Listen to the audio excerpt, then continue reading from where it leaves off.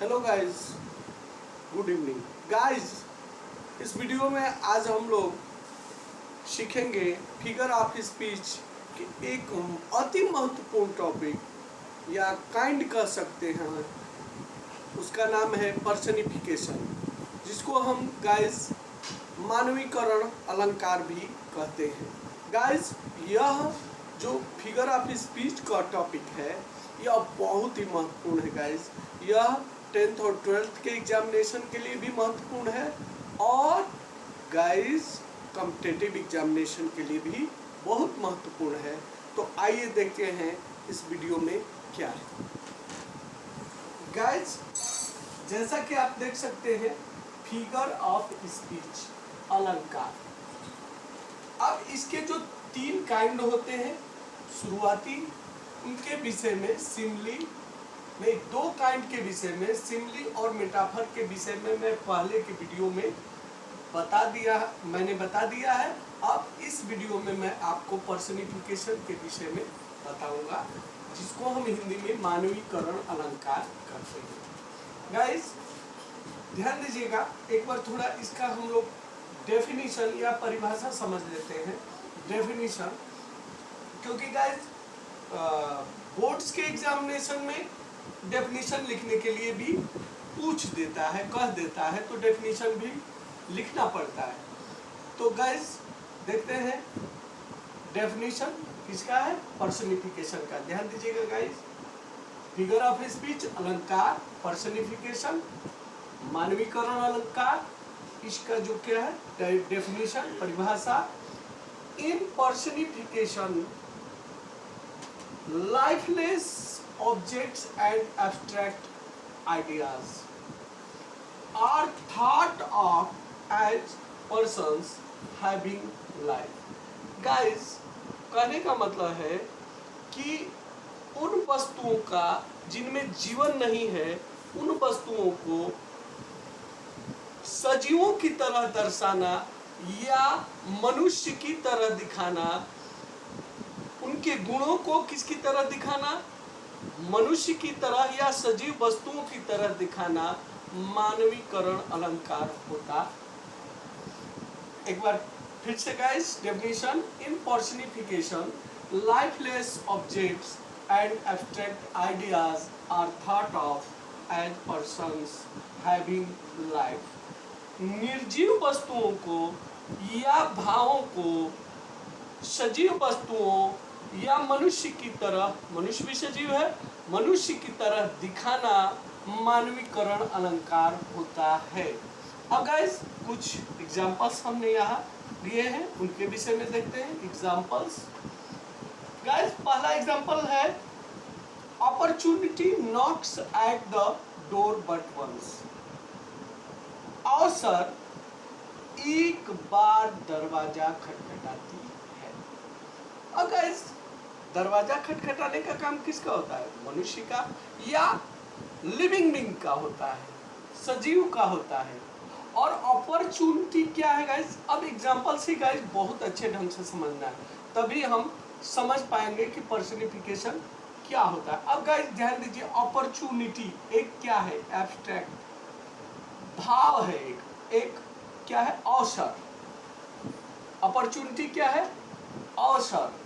तो ये तो लिविंग थिंग नहीं है, अवसर को हम सजीव नहीं कह सकते।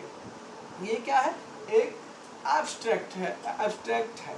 तो एब्स्ट्रैक्ट या भाव जो है उसको हम सजीव नहीं मान सकते। लेकिन इस निर्जीव नॉन लिविंग को किसकी तरह दर्शाया गया है, तो सजीवों की तरह या मानव की तरह दर्शाया गया है। क्योंकि दरवाजा खटखटाने का नॉक मीन्स क्या होता है गाइस, खटखटाना, सॉरी, नॉक मीन्स होता है खटखटाना। तो खटखटाने का काम कौन करता है, और वो भी किस चीज को खटखटा रहा है, एट द डोर, दरवाजे को खटखटाने का काम कौन करता है, सजीवों में भी मनुष्य करता है। तो अपॉर्चुनिटी को किसकी तरह दिखाया गया है गाइस, मनुष्य की तरह या लिविंग बीइंग की तरह दिखाया गया है। इसलिए कोई पूछेगा कि इस सेंटेंस में कौन सा अलंकार है, तो गाइस सीधा सा आंसर होगा पर्सनिफिकेशन अलंकार, क्योंकि लाइफलेस थिंग को लिविंग बीइंग की तरह जो उसका एक्शन है, नॉक्स, ये किसका एक्शन है? लिविंग बीइंग का, तो उसकी तरह दिखाना ये पर्सनिफिकेशन होता है, मानवीकरण अलंकार। गाइस अब आते हैं दूसरे एग्जांपल पर। लव इज ब्लाइंड, प्यार ये लाइफलेस थिंग है। लव क्या है? एब्स्ट्रैक्ट, एब्स्ट्रैक्ट नाउन है। तो एब्स्ट्रैक्ट को, भाव को या भाववाचक संज्ञा को किसकी तरह, ये नॉन लिविंग बात है, इसमें लाइफलेस थिंग है, ये इसमें जीवन नहीं है, और उसको किसकी तरह दिखाया गया है? लिविंग बीइंग का जो गुण होता है। अन्ना होना किसका गुण होता है? सजीव का होता है, मनुष्य का होता है।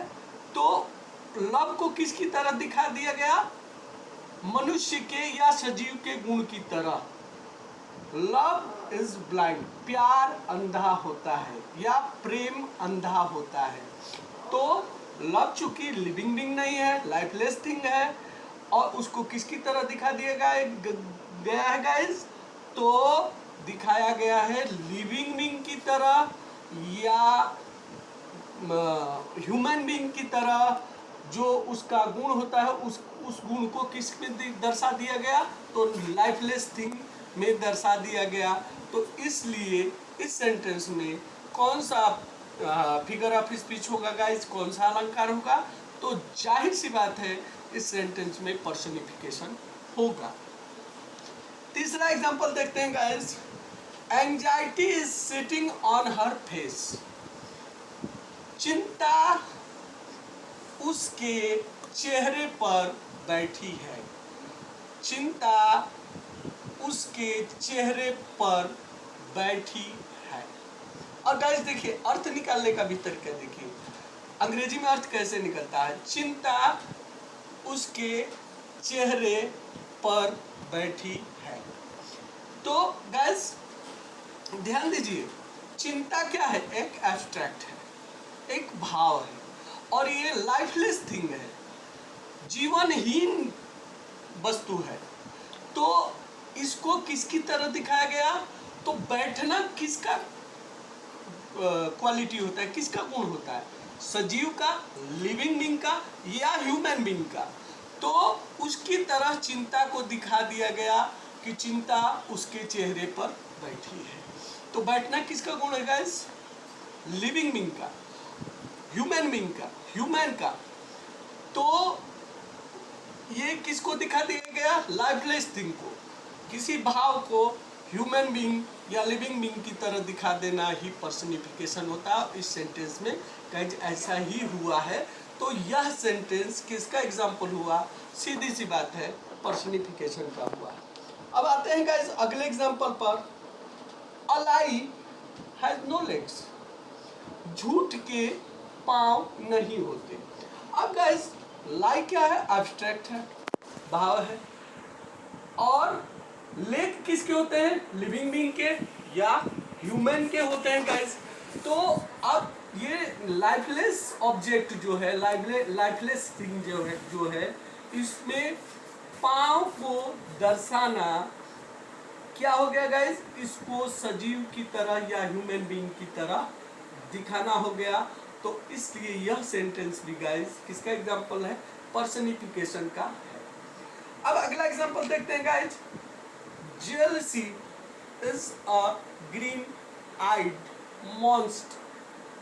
गाइस ये बड़ा ही फेमस सेंटेंस है, बच्चों के भी जुबान पर रहता है। ईर्ष्या, जलन, डाह, जेलसी का मतलब होता है ईर्ष्या, जलन, डाह। क्या है?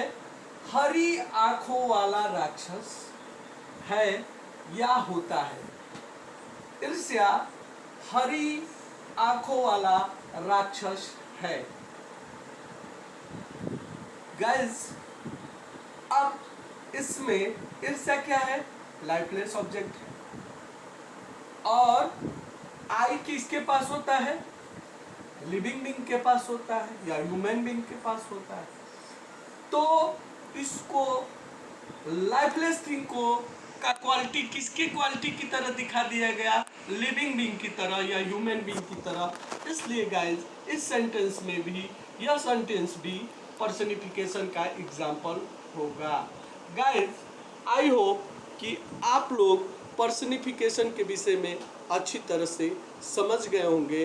गाइज यदि यह वीडियो आप लोगों के लिए हेल्पफुल हो, इससे आपको बेनिफिट लाभ मिला हो, कुछ जानकारी मिली हो, तो प्लीज़ मेरे इस वीडियो को ज़्यादा से ज़्यादा लाइक और शेयर करिएगा और मेरे चैनल को सब्सक्राइब करिएगा। Thank you.